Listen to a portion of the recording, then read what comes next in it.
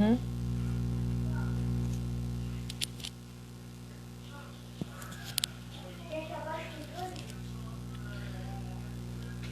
Não precisa, obrigada.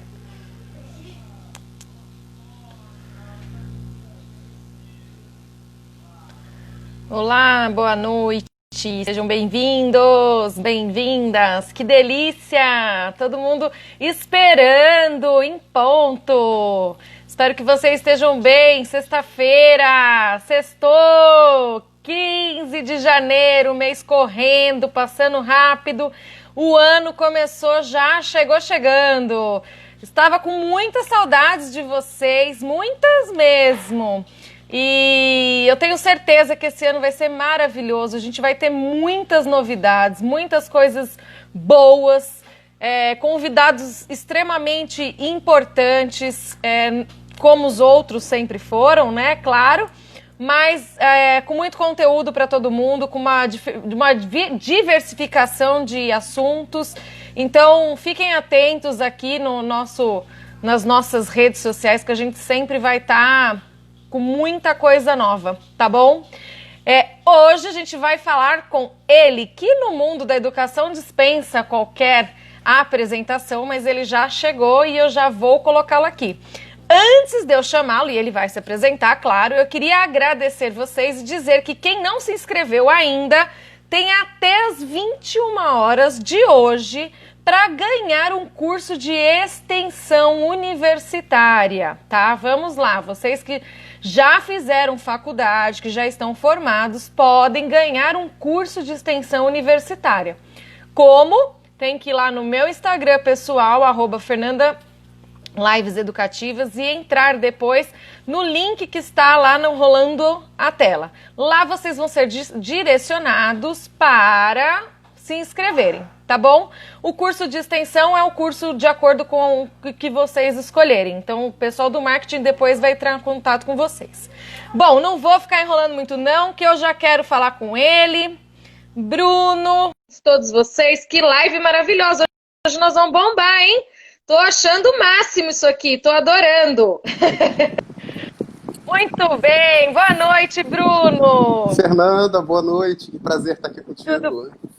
Tudo bem, prazer é nosso, seja muito bem-vinda à nossa sala, né? Falei que a gente gosta de sala de aula, mas 2020 tivemos que nos reinventar, então a nossa sala de casa virou a nossa sala de aula e com isso conseguimos conhecer mais pessoas e estarmos mais perto, né, da educação, falando do que a gente gosta. Então, seja bem-vinda à nossa sala de aula. Muito obrigado, Fernanda. Obrigado pelo convite, por estar aqui conversando com todos vocês sobre um assunto que, como você falou no começo, eu sou apaixonado. Então, é um prazer enorme ter a oportunidade de estar aqui falando contigo. Nós que agradecemos. Você sabe, Bruno, que a gente faz a escolha dos nossos convidados a dedo aqui, né? Porque eu acho que a gente tem a obrigação de levar sempre o melhor conteúdo para as pessoas, né? E com qualidade, com propriedade. Quando a gente fala de metodologias ativas, obviamente seu nome está incluso em todas as rodinhas, né? Então eu vou deixar para que você, como é especialista nisso, em primeiro lugar, que você se apresente da forma com que você gosta, né? Conte um pouco da sua vida acadêmica para nós. E aí a gente começa a falar um pouco do que a gente mais gosta, que é a educação, tá bom? Tá bom, Fernanda. Vou tentar resumir aqui. Eu sou pedagogo, minha primeira formação em pedagogia. Entrei na faculdade com 17 anos, eu sempre brinco que é injusto, né? Com 17 anos a gente tem que escolher uma carreira. E eu confesso que eu entrei meio sem saber o que era pedagogia. Tipo, li alguma coisa, me interessei, acabei mergulhando nessa graduação, mas depois me apaixonei por isso. Aí fui estudar psicopedagogia, fui estudar orientação educacional.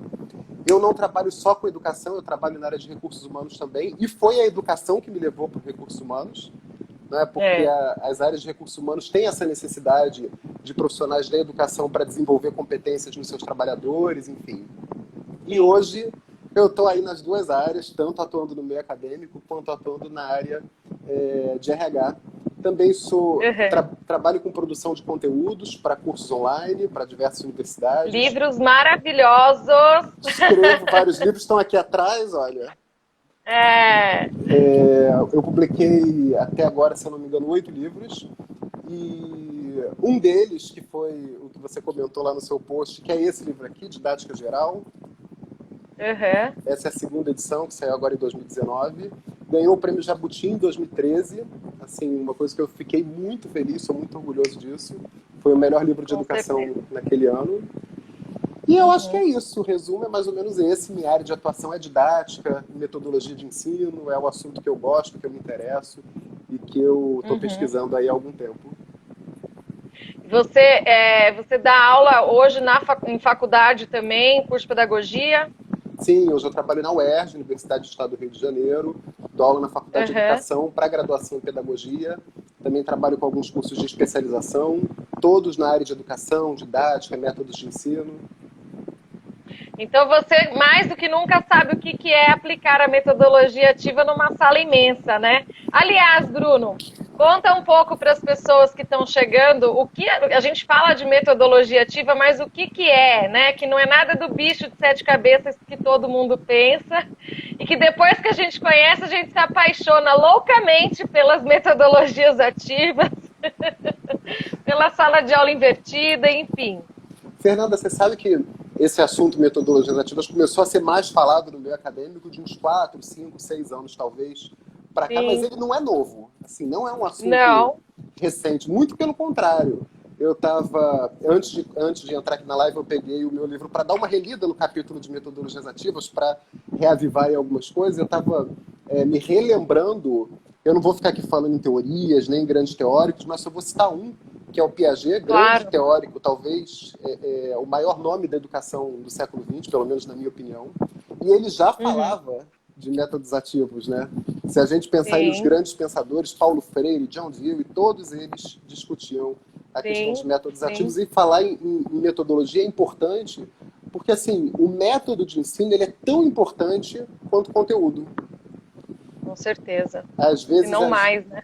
talvez mais, pois é, talvez mais. Você veja que em curso de didática eu costumo perguntar assim para as pessoas, gente, vocês já tiveram um professor que você fala assim, nossa, esse cara sabe muito, ele é o pós-doutor no assunto, ele tem diversas pesquisas na área, mas quando ele entra em sala de aula, eu não consigo aprender? É, Porque o que falta para esse, quando a gente fala dessa situação, o que falta é conhecimento de didática, de métodos de ensino, né? Não basta dominar o conteúdo, tem que saber ensinar, que é o nosso principal com papel como certeza. professor. Com certeza. E a aprendizagem, né? A gente saber ter o feeling, né? O que eu também trabalho no curso de pedagogia, né? E eu sempre comento com os meus alunos, falo, gente, não adianta a gente pensar que sabe tudo, né? Sendo que você não vai ouvir o que o seu aluno tem para dizer, que muito pelo contrário, né? Mais do que qualquer outro aprendizado, tem que ser o coletivo, né? Eles têm que trazer o que eles têm de conhecimento para daí a gente destrinchar o resto, né? Que eram os projetos que a gente falava lá no 99, 2000, quando eu me formei, que a gente falava muito do construtivismo, e aí começou já essa história toda, né? E aí as pessoas acho que te perguntam muito sobre a questão das salas de aula, porque é uma dúvida, né? Que, mas não dá para fazer isso com uma sala de aula grande, né? E é uma pergunta, acho que todo mundo faz isso para você, né? Se é possível. São duas perguntas que têm aparecido agora, Sim! recentemente. Uma é essa, como é que... É muito comum o professor falar assim, é bacana você falar de sala de aula invertida, aprendizagem por pares, aprendizagem baseada em projetos, mas como é que eu faço isso numa turma com 50 alunos? Essa é uma Isso. pergunta que me fazem muito. E a segunda agora com essa coisa de pandemia, como é que eu faço método ativo em ensino remoto? Ou ensino conectado? Perfeito. E aí eu sempre digo o seguinte, é muito comum que os professores ensinem usando métodos que eles aprenderam. Não é à toa que a gente tem tanto professor que trabalha exclusivamente com métodos expositivos, porque eles aprenderam assim, né? Se formaram dessa forma e acabam reproduzindo isso. Mas, respondendo a pergunta, numa sala de aula com 50 alunos, provavelmente você não vai conseguir usar algumas atividades que estão previstas ali nos métodos ativos, mas tem uma série de outras que são possíveis. Você pode trabalhar estudo de caso numa turma de 60 alunos, com grupos, por exemplo. Você pode fazer aprendizagem baseada em projetos, que é uma metodologia que eu sou grande defensor, né? Porque o aluno aprende na prática, ele aprende resolvendo os problemas da vida real. Você pode usar a instrução por pares, né? Você tem 60 alunos, você faz 30 pares de alunos, eles vão resolver problemas. Então, dá para trabalhar com métodos ativos em salas muito grandes. E também, aí já vou me respondendo, porque eu trouxe outra questão, também é possível aplicar os métodos ativos no ensino remoto, no ensino conectado. Na prática, a gente só está um pouco distante do aluno, mas o método, o caminho que eu escolho para ensinar e o caminho pelo qual eu acredito que o meu aluno vai aprender, também pode ser aplicado ali, né? Num curso conectado, eu posso trabalhar com estudo de caso, eu posso trabalhar com projetos, eu posso trabalhar com aprendizagem por problemas, enfim, tem uma infinidade de possibilidades. Sim.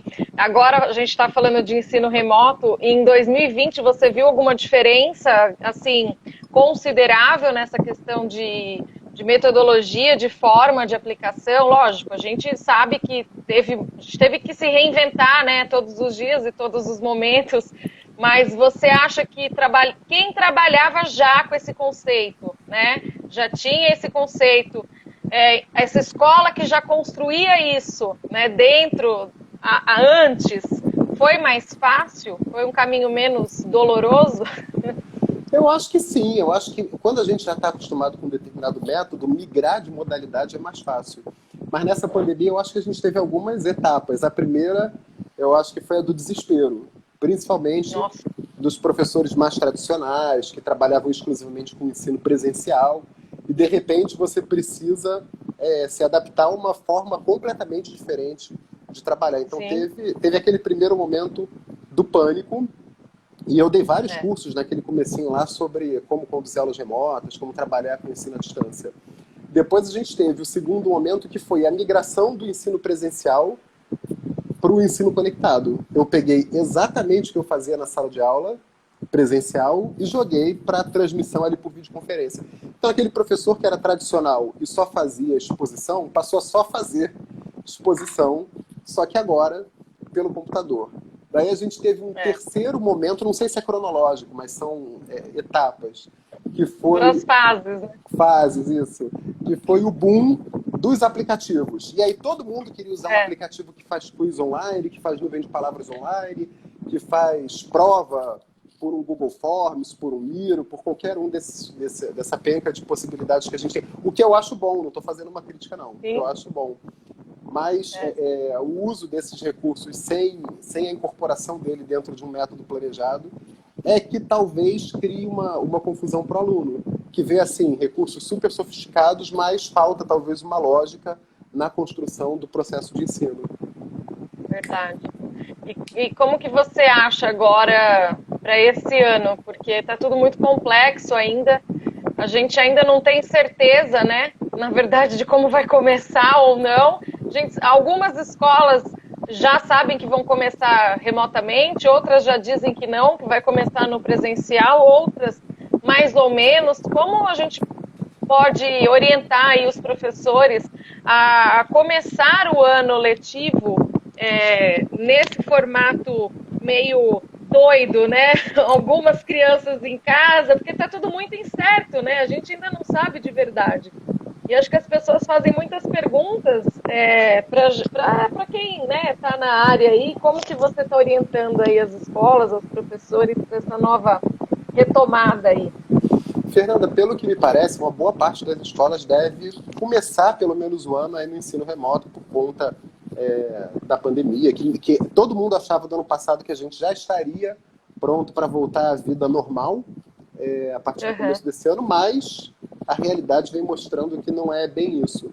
E uma coisa que eu tenho dito com frequência, assim, 2020.2, né, esse segundo semestre de 2020, era compreensível que os professores estivessem improvisando, porque ninguém se planejou para isso, a gente não tinha muita experiência. Quem não trabalhava dessa forma não tinha muita experiência e não sabia muito bem o que fazer. Mas eu acho que 2021 não tem essa desculpa.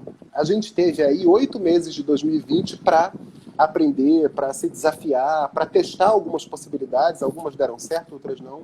Mas 2021 a gente tem o desafio de agora entrar com um planejamento feito, consolidado. Claro que quem trabalha dando aula, eu faço isso há quase 20 anos, você também está aí nesse meio há algum tempo, Quem trabalha dando aula sabe que cada turma é um desafio, que cada disciplina que você vai trabalhar tem as suas questões específicas, mas eu acho que a gente tem tudo para entrar em 2021 com maior facilidade. Claro que eu estou falando do ensino médio e ensino superior. Acho que o desafio para a educação infantil e ensino fundamental é enorme. Eu fico terrível, Pois é, imagina o desafio dos pais, porque assim, uma criança que está tendo aula pelo computador, ela tem que ter apoio dos pais, não tem jeito. E imagina o pai que está em casa, fazendo trabalho remoto, o pai e a mãe, fazendo trabalho remoto, né, em home office, cuidando da casa, cuidando de uma penca de coisas, ainda tendo que parar para apoiar ali o filho que está tendo aula pelo computador. É um baita desafio, né? É um desafio enorme, né? E agora vem aquela questão que eu acho que as pessoas já estão... Os pais estão cansados, né? Eu falo, no começo a gente tinha uma esperança que iam ser 15 dias, né? 15, quarentena. Depois 40 dias para falar se for uma quarentena igual que antigamente. E aí a gente não tinha ainda uma coisa montada estruturalmente bem estruturada, porque era uma coisa momentânea, né? Aí foi se arrastando até julho. Você fala, não, agora em agosto retoma. Não retomou. Vamos começar então, não, agora em janeiro volta. Aí já tá, vai, não vai, né? E aí eu falo, as escolas, elas estão preparadas agora para tudo, inclusive para voltar e depois fechar de novo, que pode acontecer, né? Sim, pode acontecer. Agora, eu acho que o... Oi, desculpa, te interromper. Não, pode terminar. Não, eu queria colocar o seguinte, eu acho que pro professor, se tem e deve ter professor aqui ouvindo a gente, mas o professor... Com certeza, tem um monte. Pois é, o professor que quer, seja em aula conectada, seja em aula presencial, começar a migrar a forma de ensino dele para os métodos ativos, porque é um desafio também para o professor que vem de uma história de ensino tradicional, fazer essa migração. Eu acho que tem alguns conceitos que são chave, que tem que ficar claros. O primeiro é que o papel do professor muda numa sala de aula. Por exemplo, você vai trabalhar com uma sala de aula invertida. Só um exemplo de uma metodologia, mas poderia ser qualquer outra. A gente perde um pouco aquele papel de mero transmissor de informação, né? Porque o professor tradicional, quem é? Aquela figura clássica que a gente tem, que está lá na frente apresentando o conteúdo. E essa apresentação do conteúdo, ela não é só um método, ela é um método que está fundamentado na forma como eu entendo que as pessoas aprendem. Então, se eu entendo que as pessoas aprendem simplesmente tendo contato com o conteúdo, eu vou expor o conteúdo. Agora, se eu entendo que as pessoas aprendem pela prática, eu sempre pergunto no curso, nos cursos didáticos o seguinte: como é que você aprendeu a dirigir? Dirigindo, né? Como é que você aprendeu a fazer bolo? Foi estudando a receita? Decorando a receita? Não, quanta gente aí sabe a receita, decorre, o bolo sai péssimo. Manhaca. Quanta gente conhece a fundo as leis de trânsito, conhece a fundo o manual do carro e não consegue dirigir direito? Imagina você ensinar um piloto de avião a pilotar um avião sentado numa sala assistindo uma apresentação em PowerPoint. É uma loucura, assim. Agora, se você entende que as pessoas aprendem a partir da prática, quando eu exercito, quando eu coloco a mão, aí você vai ter que migrar para os métodos ativos. E aí, nesse sentido, o professor deixa de ser um mero transmissor de informação e passa a ser um facilitador, né? Um mediador. Passa a ser aquela pessoa que vai criar a situação, o ambiente de aprendizagem, a situação de aprendizagem e apoiar os alunos no desafio que foi apresentado. E nesse mesmo sentido, o aluno também tem que reaprender, né? Porque a gente aprende a ser aluno. Sim, com certeza. A nossa história de vida vai nos mostrando como que um bom aluno se comporta, o que um professor espera de um bom aluno, o que os pais esperam de um bom aluno. Eu lembro quando eu era pequeno, meus pais, minha mãe, eu acho que está na live, que eu vi ela entrar ali agora há pouco, mas a minha mãe e meu pai também cobravam muito da gente estudo. E como é que meu pai garantia que a gente tinha estudado? Fazendo pergunta de decoreba.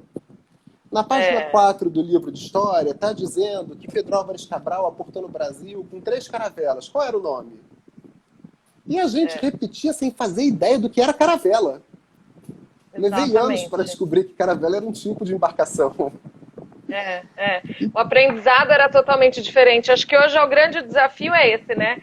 a gente tem que, na verdade, reestruturar todas as famílias, inclusive, né? O aprendizado dos pais para que eles entendam até a questão da avaliação, que até eu gostaria que você falasse um pouco sobre a avaliação nessa questão das metodologias ativas, porque as pessoas ainda cobram notas, né? Ainda cobram decoreba, e a gente já sabe que não, né? Que não adianta. Eu falo, às vezes, eu sempre insisto, eu falo, gente, às vezes nota não quer dizer que a criança aprendeu, né? Eu prefiro, às vezes, o que não apresentou nota, mas se você pergunta, ele sabe fazer, ele sabe o que aconteceu, ele lembra da aula, do que aquele que tirou 10 e que não lembra, ele tem facilidade de decorar. E as escolas hoje, elas ainda insistem muito na questão da nota, né?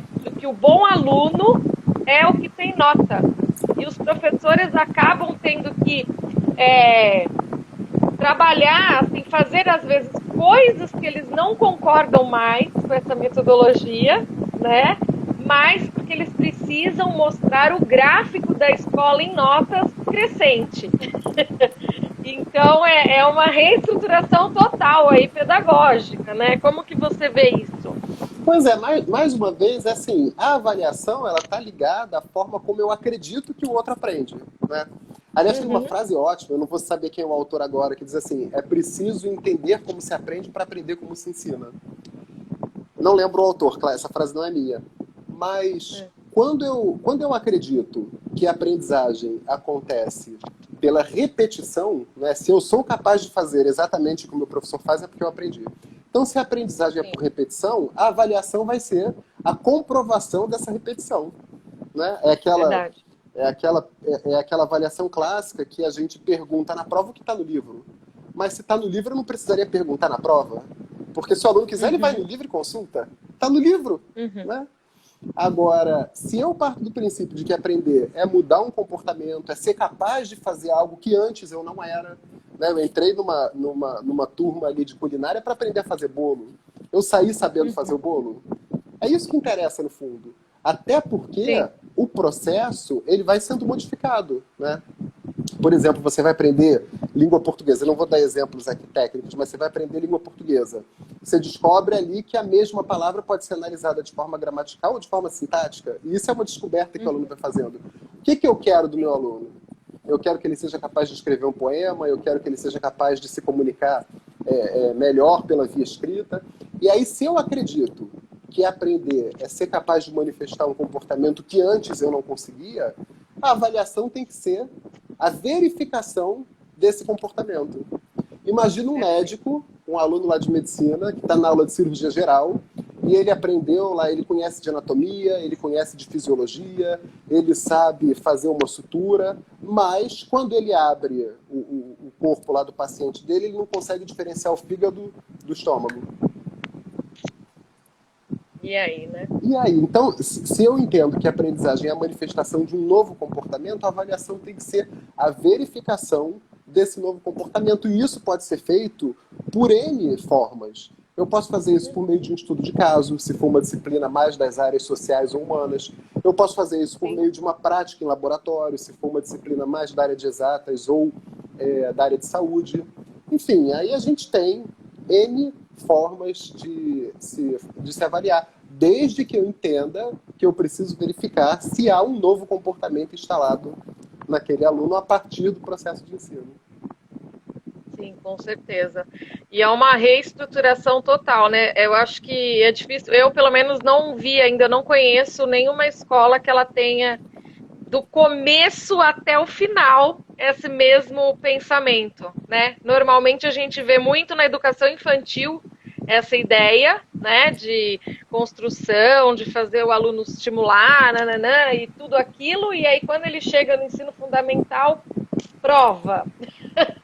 Né? Ainda o negócio da prova. E aí as pessoas ficam engessadas nessa questão, porque não podem... primeiro que eles acham mais difícil, né, fazer essa junção. Né? Você não tem muita reclamação, falando, mas é muito complicado fazer isso. Como que eu vou fazer um planejamento? Como que funciona? Né? Muda, não muda? Como que é? Conta pra gente. Mas olha, de fato, uma aula por metodologias ativas, ela dá mais trabalho para o professor na fase de Sim, planejamento. Talvez no ela exige que o momento. professor entenda o que ele está fazendo, né? Também. Não, e exige um planejamento muito rigoroso, porque, por exemplo, você vai Sim. trabalhar com um estudo de caso. Você vai ter que pesquisar o caso que vai ser feito, ou criar um caso, eventualmente você vai ter que criar essa situação.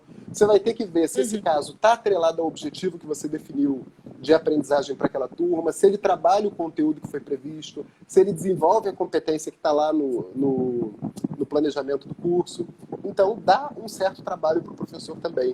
Agora, uma coisa que eu, Sim. que eu queria falar, que eu sempre falo quando eu trato de metodologias ativas, é assim, eu não tenho nada contra o ensino tradicional. Eu acho que ele tem o seu valor, dependendo do conteúdo, dependendo do perfil da turma, dependendo do tipo de habilidade que eu quero desenvolver. A minha crítica é ao uso exclusivo, massivo e não refletido do modelo de ensino tradicional. Porque aí você pega situações que nem cabe você ensinar de forma tradicional e você vê. Por exemplo, eu lembro quando eu era criança no ensino fundamental que a gente tinha aula de música, né? Fazia parte do currículo daquela época. E a aula de É. música, a professora dava de pé no quadro escrevendo. Quer dizer, a gente sai do ensino fundamental depois de ter 3, 4 anos de aula de música e você não sabe diferenciar a nota dó da nota ré. Porque É. ela só fez Não tá. desenho. O mesmo valia para a Exato. aula de artes.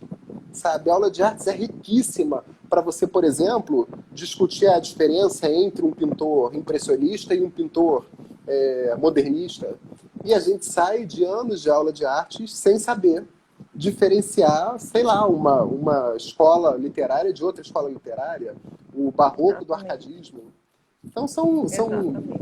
às vezes eu fico assim enlouquecido quando eu vejo um conteúdo que é absolutamente prático e está sendo trabalhado de forma teórica. Nas empresas, por exemplo, fugindo um pouco do ambiente acadêmico, você tem lá um Sim. curso para utilizar um sistema, né? A empresa implementou um novo sistema lá para, sei lá, gerenciar contabilidade, gerenciar finanças, e o curso é dado numa sala de aula com PowerPoint. Que horas que essa pessoa vai manusear o sistema e vai aprender de fato? Como vai entender? Aí eu sempre faço a referência do ensinar um piloto de avião. Você É. voaria num avião com um piloto que aprendeu a pilotar só na sala de aula? Ele não foi para um simulador, ele não fez um voo acompanhado por um piloto mais experiente. Então, eu sempre gosto de reforçar que assim, não há nada contra o ensino tradicional. A questão principal é, o ensino tradicional cabe onde ele cabe, não em qualquer lugar. É nesse formato, pensamento que vai, né? É que nem eu falo, tem pais que querem que o filho fique, por exemplo, estudando numa metodologia e daí chega no colegial, exige que entre no primeiro lugar no ITA, por exemplo, só que não deu essa estrutura, né? E o contrário também acontece, a pessoa é extremamente teórica e aí na hora da prática, então tudo tem que ser dosado, né? A gente viu muito, acho que agora em 2020, essa questão principalmente da necessidade de tantos conteúdos, né? Será que com essa história do ensino em casa, né, os professores tendo que se desdobrar em tudo, a gente percebeu o quanto de conteúdo é trabalhado sem necessidade, quanta coisa que a gente precisava vivenciar que nunca foi falado isso na escola, né? Então eu falava assim, o filho fala todas as línguas, mas não sabe acordar e tirar o prato dele da mesa, né? Mesmo matemática, português, ficou muito mais maçante para os professores ensinarem esses tantos conteúdos numa sala de aula quadradinha aqui no computador, né? E até quando isso é necessário? Será que se fosse uma questão mais prática, né, de mais conversa, não teria mais resultado até para esse ensino remoto? Porque uma coisa é verdade, a gente viu que os alunos, a maioria, né, do ensino tradicional desaprendeu em 2020, né? É um fato triste, mas é real, né? E por que houve esse desaprenderam tão rápido? Porque não houve aprendizado. Eu falo, não é que eles desaprenderam, é que não houve um aprendizado efetivo. Fernanda, né? sabe que uma vez eu assisti uma palestra da Andréa Ramal, que eu acho que talvez uma das maiores educadoras que a gente tem hoje no país, e ela falava exatamente isso. Ela falava, o nosso aluno do ensino fundamental e ensino médio, ele sobrevive à escola. Ele aprende Exato. apesar da escola. Porque eu vou dar um exemplo pessoal também. Eu lembro que o segundo ano do ensino médio, em matemática, eu estudei basicamente, naquele segundo ano inteiro, matrizes determinantes e logaritmo. E eu passei com 10 em todas as provas, porque eu sou bom em decorar. Agora, até hoje, eu não faço a menor ideia de para que servem matrizes determinantes e logaritmo. Se tiver um matemático, um físico, um engenheiro assistindo a gente, vai cair duro por eu ter falado isso. Mas é Explique, por verdade. favor, porque eu também não sei. Não, eu continuo sem saber, é só um exemplo. É, Por outro eu falo nas lado, minhas aulas. Eu pode... tenho um professor de matemática que falava que o pi acabava em Paraná, pi acaba. Ele perguntou qual que era o final de pi, eu coloquei Paraná, pi acaba, e pronto. Para mim é lá que o pi acaba, porque foi a única coisa que eu consegui guardar, né? O meu aprendizado fez sentido de dar risada dele. E é isso, né? Na verdade é isso. Pois É o é, que você aí está você vê, falando. gasta-se um tempo enorme da vida dos nossos alunos e dos nossos professores para ensinar coisas que eles não sabem exatamente para que vão usar. Por outro lado, coisas que são fundamentais para a vida a gente não aprende. A gente não aprende, por exemplo, educação financeira, a gente não aprende primeiros socorros, a gente não aprende relacionamento, empatia, a gente não aprende. Até conteúdos que estão previstos são ensinados de forma tradicional e a gente não aprende. Quem você deve conhecer, eu conheço várias pessoas que estudaram, por exemplo, língua inglesa do quinto ano do antigo, né, da quinta série do ensino fundamental antigo, até o terceiro ano, e saiu sem conjugar o verbo to be. Ele estudou 7 anos de língua inglesa, 1h40 por semana, e não é capaz de se comunicar. Porque o Não. ensino é meramente baseado na repetição. Os professores não eu não estou culpando aqui os professores, tá? Porque tem todo um sistema Não, estruturado claro. para manutenção e para perpetuação desse tipo de ensino, que era lá o que o Paulo Freire, que teve aí o seu momento de polêmica nos últimos anos, mas que ele chamava tanto de educação bancária. Você acha que está depositando uma opção de conhecimento na cabeça do aluno e acaba que não sai. E o pior, o aluno passa por esse desafio todo no ensino fundamental e médio, e quando chega no momento do antigo vestibular, né, mas algumas universidades ainda têm vestibular, se espera, como você falou, que ele passe no ITA. Só que ele só decorou. Ele não, muitas vezes ele não entendeu na prática como que ele aplica aquele conhecimento. E aí quando ele lê um problema real, porque as provas do Enem e as provas desses institutos mais sofisticados, IME, ITA, ESPSEX, eles usam problemas da vida real, que o aluno é obrigado a utilizar o conhecimento que ele deveria ter construído naquele período para resolver. Não lembro. Só que ele não sabe, porque é o que você falou. Não é que ele desaprendeu, ele nem aprendeu. Eu acho que eu vejo. É que assim, a gente tem mais ou menos a mesma idade, acredito, então a gente tem o mesmo pensamento, aí vimos a educação da mesma forma, né? A gente falava muito dessas questões de nota, de ter que fazer tudo, e hoje a gente vê que e realmente a gente falava assim para a mãe, eu não vou estudar tanto isso, porque eu nunca mais vou ouvir falar disso. E a mãe falava, mas tem que estudar e tem que precisa. Mas por quê? Porque sim, né? O tal do porque sim, Zequinha. E tem coisas que até hoje realmente eu nunca mais ouvi falar, né? E essa mudança essa nova forma agora de educação, que eu acredito que muita coisa vai ficar, né? Essa questão do ensino. Eu acho que a mesma questão da carga horária, né? Eu não sei, eu queria até ouvir você também, o que você pensa, porque já foi provado que a gente não precisa ficar tantas horas em estudo, porque as crianças não aprendem tanto tempo, né? Assim, tantas coisas. E eu penso que os conteúdos também vão ser reformulados, independente do quanto tempo que a gente demore para voltar ou não, como vai ser essa volta, se vai, porque eu acredito que também voltar todo mundo junto, como vivemos um dia, vai demorar um pouco, né? E muitas coisas a gente já tem um jeito agora, a gente já pegou o jeitinho de fazer, então agora é aperfeiçoar, né? O que você pensa aí dessa retomada e para a metodologia mesmo, uma nova metodologia ou não nova, mas uma melhor forma trabalhada, né, dessa metodologia? Como que você vislumbra isso para pro nosso futuro pedagógico? Sabe que eu acho que um dos grandes desafios do planejamento de aula, seja nesse cenário que a gente está ou não, mas a gente trouxe isso para cá, é que a gente planeja a nossa... Aí eu estou falando para os professores agora. A gente planeja as nossas aulas a partir dos conteúdos, não dos objetivos.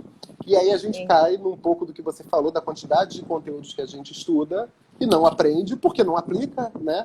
Eu tinha uma professora de didática na faculdade, professora Gilda, que ela falava o seguinte: aquilo que a gente estuda e não aplica, a gente não guarda por questão de espaço.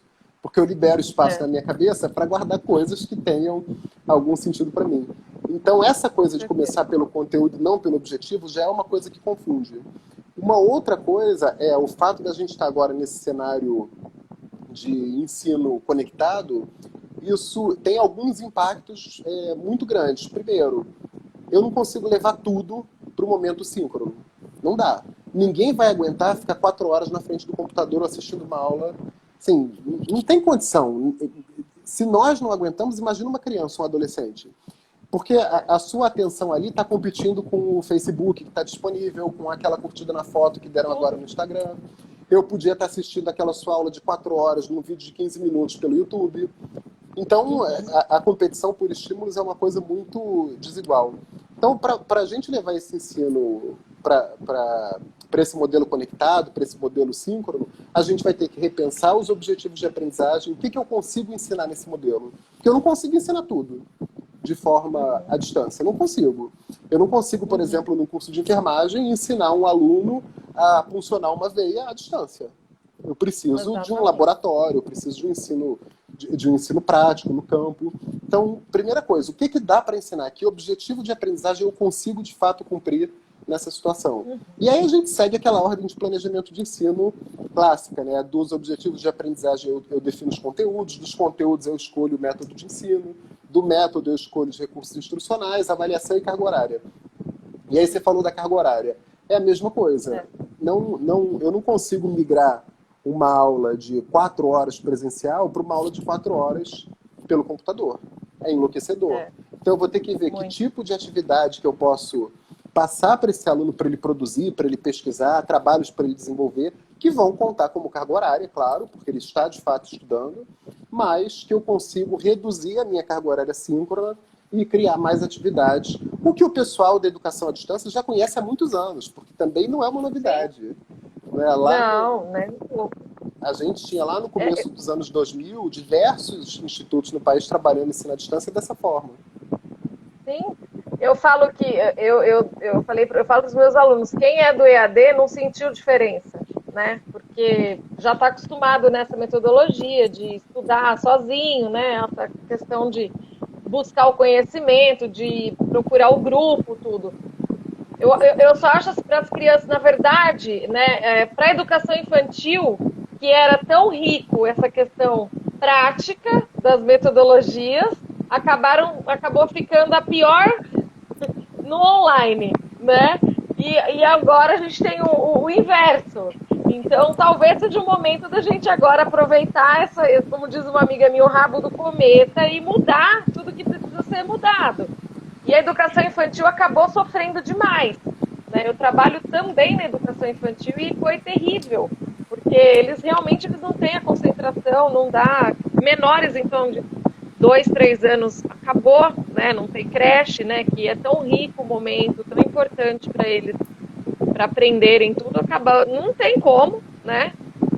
Em contrapartida, o fundamental, que precisa da questão do conteúdo, viu-se que não tem como ter tanto conteúdo, que as escolas começaram a entender que aquele calhamaço de lição não tem. E apesar disso tudo, no final do ano eu me deparei com um monte de colegas de diretoras desesperadas, procurando, caçando atividade de aluno, né? Tem amigas minhas que quase que elas foram na casa dos alunos para buscar, para provar as 800 horas de ensino. Então, alguma coisa vai ter que ser mudada, porque não é possível. Mas é complicado mesmo, porque a educação infantil ela vai trabalhar essencialmente em objetivos de aprendizagem psicomotores e afetivos. Né? Você não vai trabalhar não que você não vá, mas a carga de conteúdos ou de objetivos cognitivos é muito menor. Né? Você vai trabalhar psicomotricidade, você vai trabalhar relações, enfim. E isso é difícil de ser feito à distância. Se é que é possível, não sei. Eu não trabalho com educação infantil há muitos anos, É muito então difícil. não sei nem se dá para fazer. Não. Eu digo que não, porque é totalmente colo, afeto, carinho, beijo, abraço, né? Pois E é. não dá, né? Mas nos outros níveis de ensino, no Fundamental 1, eu acho que a gente ainda tem alguma dificuldade, nem tanto pelo conteúdo, mas mais pelo nível de maturidade do aluno. Mas no Fundamental 2 e no ensino médio já é possível a gente começar a fazer um trabalho aí até incorporando os métodos ativos. Já é possível trabalhar aprendizagem por projeto, interdisciplinar, por exemplo. Né? Eu posso trabalhar atividades da biologia que incorporam questões da matemática, da língua portuguesa. Por exemplo, pesquisar uma horta que você tenha próximo de casa ou na sua própria casa.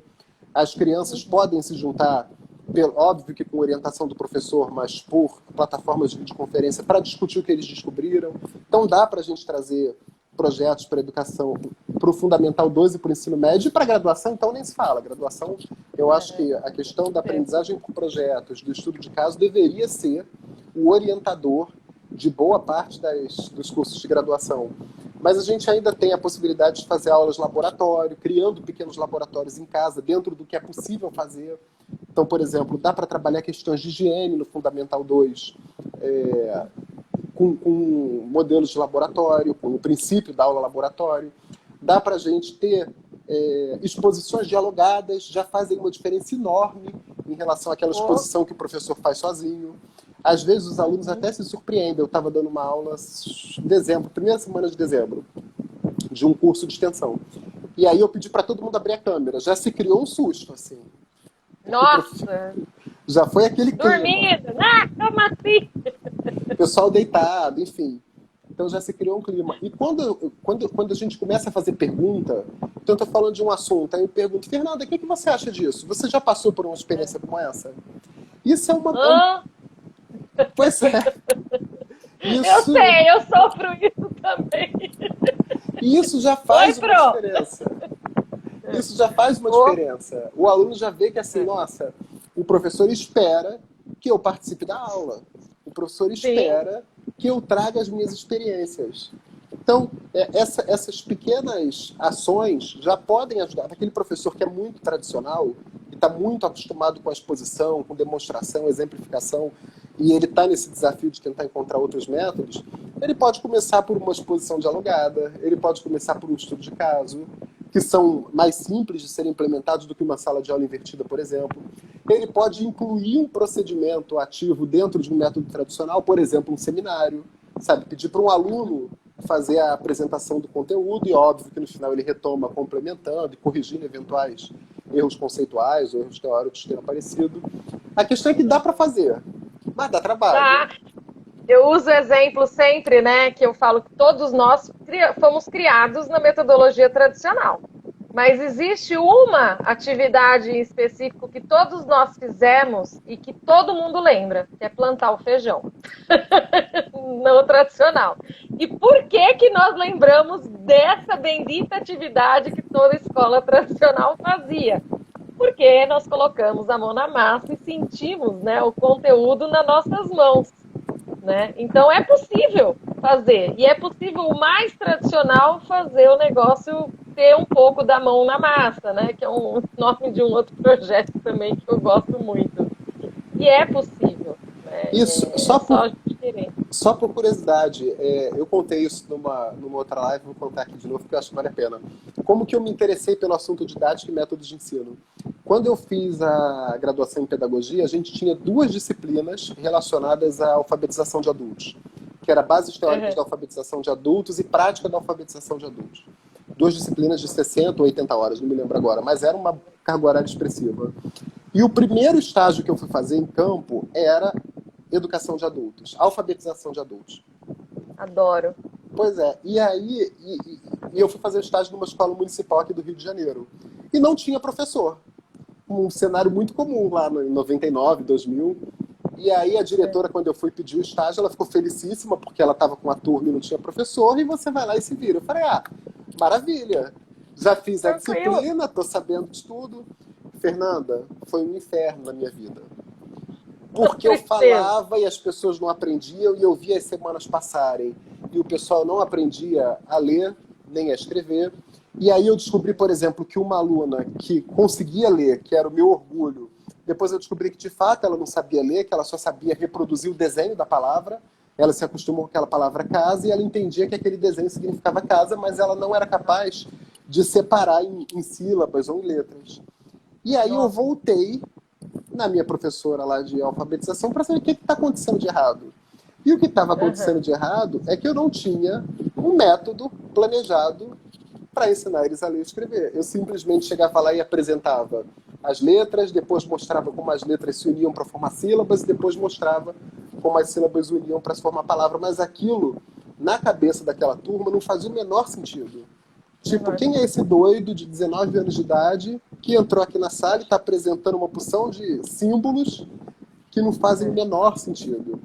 E aí que é. eu percebi o grau de urgência que se tinha em ensinar os alunos de licenciatura ou de pedagogia, ou os professores mesmo, que já estão aí no mercado de trabalho há muito tempo, a importância de entender e aplicar métodos de ensino que façam sentido. De entender, na verdade, antes do método de ensino, qual é o processo mental que uma pessoa, uma criança ou um adulto, tanto faz, mas qual é o processo mental pelo qual ele passa para aprender alguma coisa.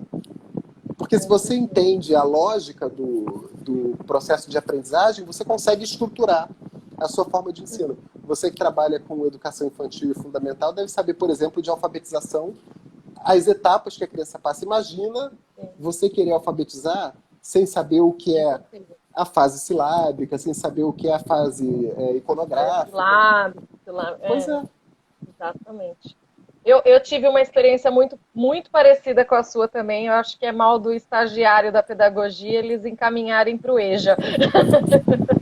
É porque normalmente Justamente. são as turmas à noite, o professor não quer pegar. É turma à noite, eu acho que é porque os adultos também, né, já acham que são adultos que não têm interesse, sei lá, acaba tendo um pouco do preconceito, mas no fim eu falo que é a turma mais gostosa que tem pra gente trabalhar. Né? Eu gostei muito de trabalhar, é muito gratificante a gente fazer um adulto escrever o nome dele, ler, né, e entender porque quem tá lá sabe porque quer mesmo, né? Eu falo que o aluno do EJA, ele está porque ele quer, não porque a mãe está obrigando, né? Então já é uma coisa maravilhosa, né? Não só Mas porque ele realmente, quer, mas ele já sabe o problema na vida dele por não ter estudado. sim, Ele já percebeu e isso. precisa, né? Eu tinha uma aluna que ela falava assim, eu preciso saber ler porque eu vou dar remédio para o meu filho, eu posso matar meu filho de dar o remédio errado, né? Falou, é verdade. Então, assim, o desespero dela, até ela ter filho, ela não tinha essa preocupação. No Pois dia que é, ela saiu do pronto-socorro com uma receita médica, ela entrou em pânico, né? pois é, eu tive o meu primeiro aluno que me marcou, ele era zelador e ele estava fazendo alfabetização e ele procurou a escola para se alfabetizar porque ele não conseguiu ser promovido a porteiro, porque o porteiro tinha que saber ler. É. Então ele tinha que pegar Sim, eu tive um caso assim. ele tinha que Pegar pegar as correspondência, correspondências, pegar. identificar qual era o apartamento e colocar lá. Então é um aluno, É, assim, eu sou também um fã da educação de jovens e adultos, trabalhei muito tempo com isso, porque é um aluno que de fato sabe o impacto que a educação tem na vida dele, que sabe sobre a sim, falta de oportunidade, sobre a dificuldade da vida, como esse exemplo que você falou da com receita certeza. médica, enfim, ele já sofreu pela não educação que ele passou, diferente de uma criança de um Fundamental 1, por exemplo, que ainda não tem consciência da importância do que ela está aprendendo hoje para a vida. Com certeza. Bruno, o Instagram ele tem uma coisa maravilhosa, que ele une as pessoas, mas o tempo dele é muito curto, né? Eu Pois ficaria é. aqui horas conversando, mas já estamos quase chegando no final. Eu queria que você falasse um pouco dos seus livros, onde que as pessoas te procuram, enfim, seu espaço aí. Fernanda, o meu perfil está aí disponível no Instagram, todo mundo pode me procurar por lá. O meu principal, eu tenho esses livros todos aqui que estou mostrando aqui atrás, mas o meu principal livro é esse, Didática Geral, que é o livro que eu tenho mais Isso aí, trabalhando. gente, é o Papa da Educação. Tem que ter, tem que ler. É a Bíblia da Educação do professor. Pois é, sabe que eu fiquei muito feliz? Só contar rapidinho a história desse livro. Eu comentei aqui da Andréa Ramal, eu tive o prazer de trabalhar com ela, que para mim é uma referência em educação no país hoje. Sim. E na época ela estava trabalhando com o Grupo GEM, que é a editora do livro, né, que é o grupo editorial que cuida do livro, a editora LTC, que faz parte do Grupo GEM. E ela estava montando uma série chamada Série Educação, que era basicamente a elaboração de livros a serem trabalhados, a serem utilizados pelos professores com alunos de licenciaturas e pedagogia. E na época ela me falou, Bruno, você não quer escrever sobre didática? Na verdade, eu escrevi 2 livros dessa série, Didática e Metodologia da Pesquisa. E eu falei, nossa, um sonho, assim, escrever um livro sobre didática para o aluno de graduação, que é o meu principal foco de trabalho, é um sonho. E na época ela falou o seguinte, olha, mas é para a gente escrever com todos os conteúdos e teorias que são fundamentais para o aluno, mas numa linguagem simples, numa linguagem para o aluno de graduação. Porque muitas vezes você pega o aluno de graduação e pede para ele ler, por exemplo, um Skinner na origem, e é uma leitura difícil, é uma leitura mais avançada. E aí eu peguei esse desafio de escrever numa linguagem mais simples, de forma que o aluno de graduação pudesse entender as principais teorias, pudesse saber o que é construtivismo, o que é comportamentalismo, pudesse conhecer as tendências pedagógicas do Brasil, ensino tradicional, ensino tecnicista, escola nova, numa linguagem simples. E aí teve a questão do Prêmio Jabuti, que eu comentei que eu fiquei super feliz, mas teve um outro ponto que me deixou mais feliz ainda, que assim, 2 anos depois, esse livro fazia parte da bibliografia de boa parte dos cursos de graduação em pedagogia e licenciatura. E aí eu comecei a receber contato de professores, de alunos. Eu não sei onde encontrar seu livro, porque a primeira edição desse livro, que é essa aqui, olha, deixa eu pegar aqui atrás. Essa era a primeira edição, que virou esta segunda. Essa primeira edição, ela se esgotou, e depois houve outras reimpressões. Mas nesse período entre ela esgotar e haver reimpressões, eu recebi pedidos de alunos falando, o professor está trabalhando texto seu, eu estou procurando o livro, onde que eu acho? Então foi uma felicidade enorme, e hoje ele é o meu xodó, assim, é o livro que eu tenho utilizado mais para trabalho. E quem quiser entrar em contato... E ele é uma referência mesmo para a educação. Pois é, e aí eu fiquei tão feliz com isso, porque é um reconhecimento maior do que qualquer prêmio. Assim, os professores da área, meus colegas de trabalho, entenderem que esse livro traz um conteúdo que atende lá a disciplina deles. Isso para mim foi a maior felicidade. E eu te uso nas minhas formações, viu? Fique sabendo que eu te uso nas minhas formações. Que bom, que bom. E claro, quem quiser entrar em contato, eu tô aí no Instagram, volta e meia eu publico algum vídeo, algum material disponível, é só me mandar pelo direct lá que eu sempre respondo. Aliás, foi como a gente se conheceu pelo direct no Instagram. Foi, verdade. E eu sempre respondo. Bruno, eu queria... Não tenho nem palavras para te agradecer, sua disposição num janeirão tá aqui com a gente, mas eu sei que realmente falar do que a gente gosta não tem férias, não tem... Eu, na verdade, estava até ansiosa, porque eu tô de férias, mas a gente fica com um cutuco para falar com o aluno, para fazer uma formaçãozinha. Férias assim, né? Não dando aula, mas a gente está trabalhando, fazendo planos, e eu também estudo, estou fazendo mestrado, então a gente acaba sempre estudando. Mas eu queria te agradecer muito a sua disponibilidade numa sexta-feira de janeiro, a brilhantar a nossa noite aqui, começando o nosso ano com chave de ouro. Quero deixar o convite, quando vier a São Paulo aqui, vir aos nossos campos. De repente a gente fazer uma formação junto aí, um congresso, alguma coisa, a gente se encontra, com certeza. Professor é assim, né?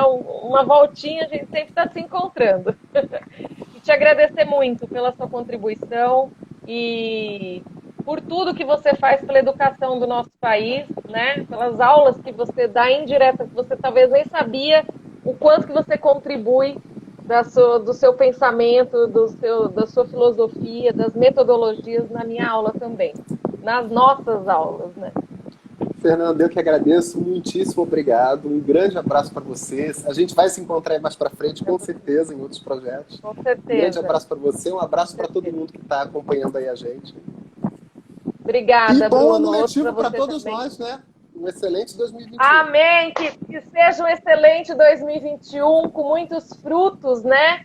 bons, porque eu acho que o ano passado a gente plantou, então que agora a gente colha frutos bons. Um beijo para todo mundo, para todos os professores que estão aí também, que o Bruno tenha inspirado vocês aí, a todos nós, para a gente começar um ano maravilhoso, mostrando que tudo é possível até no computador, né? Obrigada, gente. Boa noite, Bruno. Obrigada para todo mundo. Obrigado, boa noite.